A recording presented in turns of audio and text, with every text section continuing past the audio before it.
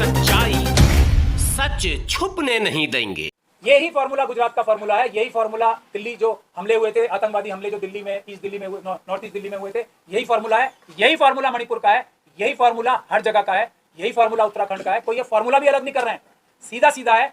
ये आतंकवादी संगठन आरएसएस के संबंधित लोग हैं और इनके साथ सरकार में बैठे हुए, इसीलिए हमने वार्निंग दी है ना पुलिस के अधिकारियों को और सरकारी अधिकारियों को कि इंसाफ से काम करें, संविधान और कानून के दायरे में रहकर करें। हम लोग आएंगे और तब आप लोग मुसीबत में आएंगे क्योंकि आप कानून तोड़ रहे हैं। लेकिन जिस तरह से धमकाया जा रहा है कि जो गुड़गांव के एरिया में लोग मुसलमान है, रेहड़ी पटरी कमाते हैं लोग, उनको धमकाया जा रहा है कि गुड़गांव छोड़ दे, नहीं तो 2 दिन के अंदर कार्रवाई की जाएगी। बजरंग दल वाले, बीएचपी वाले, मैं यही तो कह रहा हूँ, जो ऑर्गेनाइज क्रिमिनल्स, गैंगस्टर्स क्या करते हैं, यही काम तो करते हैं। शरीफ नागरिकों को डराते धमकाते हैं, उनका बिजनेस छीनते हैं, यही काम तो करते हैं। यही तो हम बोल रहे हैं कि आतंकवादी संगठन है। हमें शिकायत पुलिस के अधिकारियों से, सरकारी अधिकारियों से, कि भले ही चीफ मिनिस्टर साहब उन्हें बोल रहे हैं कि उनको खुली छूट दो, उनको वहां अपने साथ खड़े रह के गोलियां चलवाओ, क्योंकि ये आतंकवादी डरपोक भी तो होते हैं। बंदूकें होने के बावजूद भी, इतने हथियार होने के बावजूद भी डर तो लगता है ना, तो उसके लिए चाहिए पुलिस। तो इसलिए पुलिस कम दोषी नहीं है इसमें। पुलिस के वो भ्रष्ट अधिकारी जो इस काम में सहयोगी हैं, उनके वो भी अपराधी हैं, आतंकवादी हैं, उनके खिलाफ भी कानूनी कार्रवाई हम लोग करें। लेकिन सुप्रीम कोर्ट के गाइडलाइन के तहत कि आप प्रदर्शन कर सकते हैं, लेकिन नफरत हेड स्पीच नहीं दे सकते। लेकिन थाना के सामने आपने देखा एक वीडियो वायरल हो रहा है, स्पीच दिया जा रहा है, सीधे सीधे मुसलमानों की धमकी है, लेकिन सुप्रीम कोर्ट संज्ञान नहीं लेती। लेगी धीरे धीरे, आप लोग देखें। यही बात सुप्रीम कोर्ट ने कही है। ये आतंकवादी का सुप्रीम कोर्ट को मानते हैं, ये संविधान ही नहीं मानते तो सुप्रीम कोर्ट क्या मानेंगे। इसलिए मैं उन अफसरों को कह रहा हूं कि आतंकवादी ना बने, जो भ्रष्ट अधिकारी हैं वो आतंकवादी ना बने। नांगलोई के भी पुलिस स्टेशन के बाहर खड़े होकर स्पीच दी गई है, और हरियाणा के नूह में चारों तरफ से बोला जा रहा है कि नूह पे अटैक करो। ये पुलिस की मौजूदगी में है ना, और सुप्रीम कोर्ट ने यही कहा है किसी एफआईआर की जरूरत नहीं है, पुलिस को स्वयं एफआईआर करनी है। मगर ये लोग ये भी अपराधी हैं, जो पुलिस के ऑफिसर सुप्रीम कोर्ट के आज्ञाओं का अवहेलना कर रहे हैं। ये कंटेम्प्ट ही नहीं है, ये क्रिमिनल एक्टिविटी है। ये लोग धारा 120 भी, ये भ्रष्ट पुलिस अधिकारी इन हमले कराने में शामिल हैं और इनके खिलाफ हम लोग कार्रवाई करें। सर, 2024 के चुनाव से पहले भूमिका बनाई जा रही है, ये तो पूरी दुनिया जानती है। इसमें मेरे कहने से और या किसी और के कहने से कोई फर्क नहीं पड़ रहा है। ये बात तो पूरी दुनिया जानती है कि ये देश तोड़ने की कगार तक ले जाएंगे अपना चुनाव जीतने के लिए, क्योंकि ये देश पहले ही बेच चुके हैं। इनके सारे साथी जितने भी हैं भ्रष्ट, जो इनके क्लोजेस्ट जो लोग हैं, वो सारे लाखों की संख्या में आरएसएस और बीजेपी के जो काडर्स हैं, वो यहाँ से पैसा लूट के जा रहे हैं। जब भी कोई अच्छी सरकार आएगी, इन सभी लोगों को वापस पकड़ के लाएंगे, इनसे सारा पैसा वापस लेंगे और इन सभी को जेल भिजवाने का काम। सीएम खट्टर ये भी तो कह रहे हैं कि पुलिस हर किसी की रक्षा नहीं कर सकती। नहीं, भ्रष्ट पुलिस किसी की रक्षा नहीं कर सकती, हर किसी की नहीं। पुलिस भ्रष्ट होगी तो किसी भी की रक्षा नहीं कर सकती, सिर्फ वो आतंकवादी घटनाओं में लिप्त होगी, आतंकवादियों के साथ, क्रिमिनल्स के साथ। हाँ, अगर पुलिस ईमानदार है तो वो सबकी रक्षा कर सकती है, इसमें कोई शक और शुबे की गुंजाइश नहीं है। जो व्यक्ति ऐसे बोलता है वो खुद ये सब काम करा रहे हैं, खट्टर जी, क्योंकि ये खुद काम करा रहे हैं। तो अब जब दुनिया के सामने इतने उनके गंदे और घिनौने कारनामे आ गए, तो वो पुलिस के ऊपर लांछन लगा रहे हैं। पुलिस 100% कर सकती है। आप पुलिस के किसी भी अधिकारी से बंद कमरे में बात कर लीजिए, वो बता देगा, हम 2 मिनट में ठीक कर देंगे। क्या करना है, ये बजरंग दल वाले 50 लोगों को तो अरेस्ट करना है। पूरे देश से बता रहा हूं मैं आपको, एक भी चूहे हैं ये पुलिस, भ्रष्ट पुलिस अधिकारियों के संरक्षण में तो आते हैं। वैसे निकल के आएंगे कभी नहीं आएंगे। तो बरेली में देखा गया था, वहां पर पुलिस ने कार्रवाई की और अच्छी कार्रवाई की, आतंक बचा। तो क्या लगता है उत्तर प्रदेश की पुलिस ज्यादा अच्छी है वहां से? एक अफसर है और उसमें संलिप्तता प्राप्त हो रही है फिर आरएसएस और बीजेपी की। एक अफसर था ना, 2 मिनट में ठीक कर दिया सब उसने, चौधरी साहब ने कर दिया ना।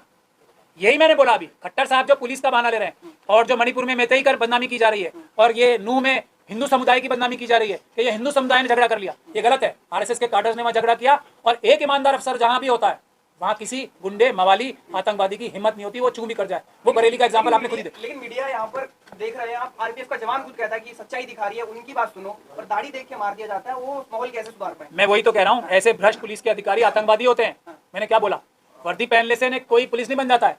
भारत के संविधान के हिसाब से काम करने से ही पुलिस वाला बनता है, सरकारी अधिकारी बनता है।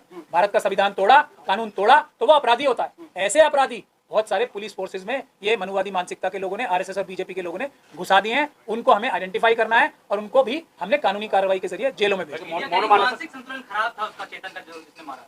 मैं खुद ही बोल रहा हूँ, ये आरएसएस और बीजेपी के सारे लोगों का जो काडर्स हैं, इनके खास तौर पे मानसिक संतुलन तो खराब है ही।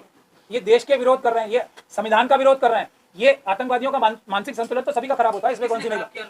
जो उनके सरगना है, उसके लिए मैं जाकिर नायक का एग्जाम्पल देना चाहता हूँ। जाकिर नायक के ऊपर क्या केस है? ये नहीं है कि उन्होंने खुद कुछ आतंकवादी घटना की, उन्होंने भाषण ऐसे दिए, उन्होंने तकरीरें ऐसी की कि उससे लोग इंस्पायर होकर आतंकवादी घटनाएं कर रहे हैं। यही जाकिर नायक के ऊपर केस है ना। यही केस हूबहू जाकिर नायक का मोदी जी पे, योगी जी पे, अमित शाह जी पे, मोहन भागवत जी पे और इनके सैकड़ों लीडर्स पे हूबहू सेम टू सेम अप्लाई होता है जाकिर नायक वाला केस।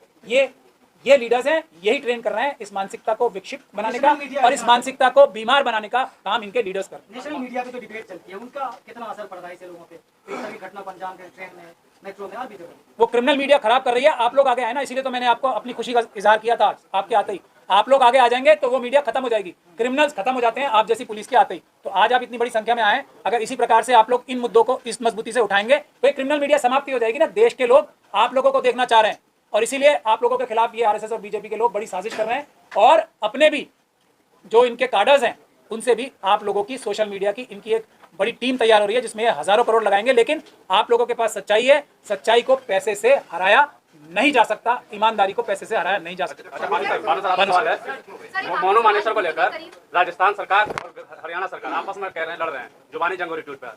राजस्थान सरकार कह रही है कि मैं गिरफ्तार करने गया, हरियाणा सरकार नहीं करने दे रही है। हरियाणा कह रही है कि आगे गिरफ्तार करिए, हम आपकी मदद करेंगे। देखिए, खेल क्या चल रहा है? जुबानी जंग का कोई मतलब नहीं है।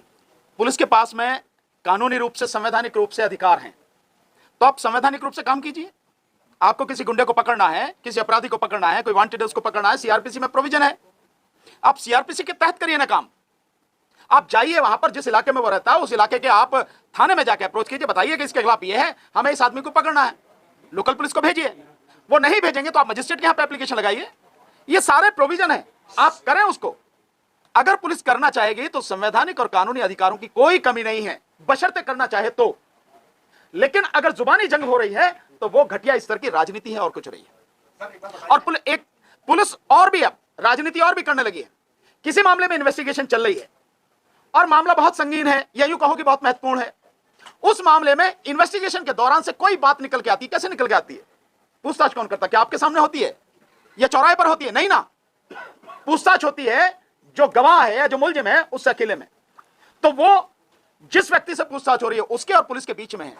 अगर वहां से कोई चीज लीक हो रही है तो पुलिस के द्वारा की जा रही है, और पुलिस के द्वारा की जा रही है तो ये सब कुछ जानबूझ के किया जा रहा है, उसको पॉलिटिसाइज करने के लिए किया जा रहा है। इसलिए ये सारी चीज, तो जुबानी जंग का कोई मतलब नहीं है। आप काम कीजिए, आपको अधिकार है।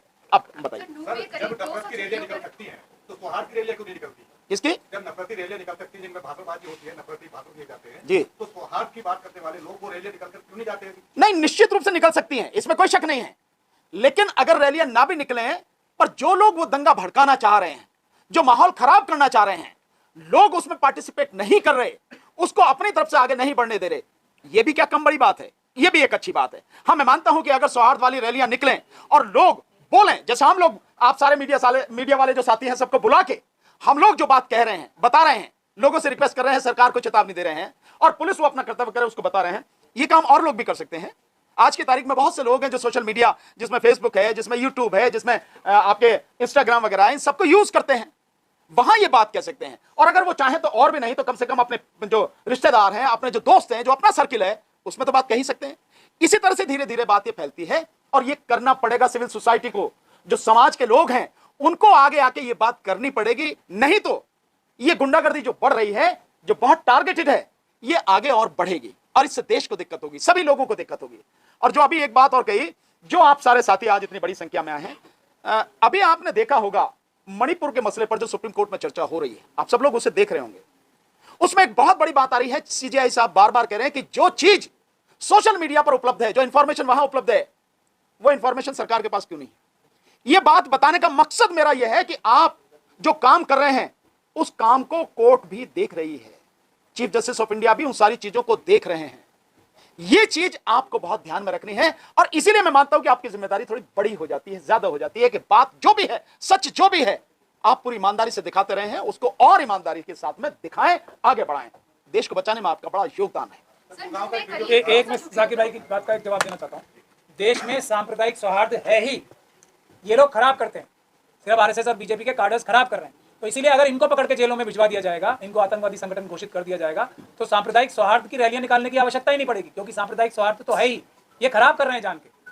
भारत के संविधान को बाबा साहब ने लिखा था तो उसमें प्रियम्बल में ही फ्रेटर्निटी लिखा था ना, फ्रेटर्निटी, वो इसीलिए लिखा था, वो है। अम्बेडकरवादी तो 90% है ना देश में, उसको खराब करने का जो काम किया जा रहा है उसको रोकना जरूरी है। सर, एक आखिरी सवाल, लू में जो 200 झुग्गियां पे बुलडोजर चढ़ाते हैं, उसे आप किस तरह देखते हैं? नहीं, निश्चित रूप से ये गलत है, इसमें देखने वाली क्या बात है? निश्चित रूप से गलत है और सरकार की ये तानाशाही है और इसी से सरकार का एक पक्षीय रवैया नजर आता है। और अभी थोड़ी देर पहले एक साथी पूछ रहे थे, जो कह रहे थे कि जो भी पकड़े जा रहे हैं वो मुस्लिम समाज के लोग पकड़े जा रहे हैं। अभी तक भी बजरंग दल या विश्व हिंदू परिषद या आरएसएस के लोगों पे नहीं।